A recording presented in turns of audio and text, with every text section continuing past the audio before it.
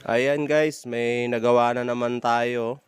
Ito, yung Santo Niño na wall decor. Gusto ko ipakita sa inyo kaya kinunan ko to ng videos na bago siya natapos para makita nyo rin yung mga iba't iba mga ginagawa namin. Hindi lamang dun sa mga drifted wood na product natin. Meron din tayong mga sculptures tsaka mga wall art. Ayan guys, para tuloy-tuloy yung araw-araw nag-upload kami ng mga videos. Sana magustuhan nyo at sana subscribe na rin sa namin, sa channel namin. Maraming salamat sa panonood ng namin, mga videos.